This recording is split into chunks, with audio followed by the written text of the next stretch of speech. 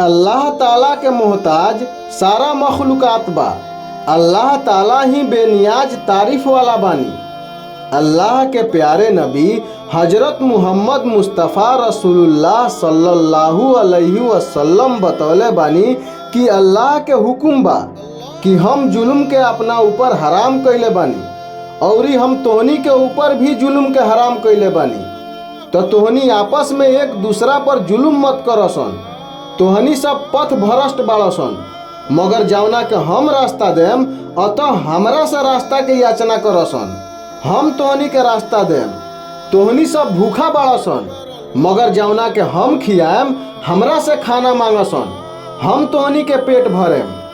तोहनी सब नंगा बाड़सन, मगर जौना के हम पहिराएम हमरा से कपड़ा मांगसन। हम तोहनी के बदन ढकेम। तोहनी सब रात दिन गुनाह करेलसन और हम सब गुनाह के माफ कर देवनी, अतः हमरा से गुनाह के माफी मांगसन। हम तोहनी के गुनाह के माफ करे वाला बानी। अगर तोहनी हमरा के नुकसान पहुँचावे के चाहसन तो हमरा के नुकसान नहीं खसन पहुँचा सकत, और अगर तोहनी हमरा के फायदा पहुँचावे के चाहसन तो हमरा के फायदा भी नहीं खसन पहुँचा सकत।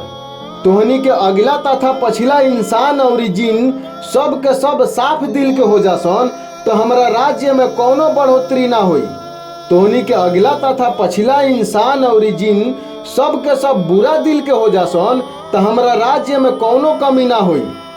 तोहनी के अगला तथा पछिला इंसान और जिन सब के सब एक मैदान में एक साथ हो जासन और हमरा से मांगसन, आ हम सब के उ चीज दे देम जौन तोहनी मांग रहल बाड़सन। तो जौन कुछ हमरा पास में बा तो ओकरा में से कोनो कमी ना होई, किंतु उतने कमी होई जितना समुद्र में सुई डाल के निकाल लेला से समुद्र के पानी में कमी होई।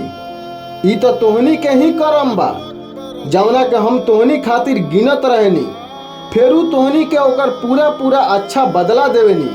अतः जे अच्छा बदला पाई उ अल्लाह के बड़ाई करी, आ जौन बुरा बदला पाई तो उ खाली अपना आप के कोसी मलामत करी।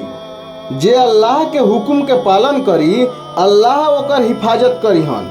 अगर कुछ मांगे के बा तो सिर्फ अल्लाह से मांगो, आ ई विश्वास रखो कि अगर सारा दुनिया तोहरा के फायदा पहुँचावे के चाहे तो तनिक भी राई के दाना के बराबर भी फायदा नहीं के पहुँचा सकत।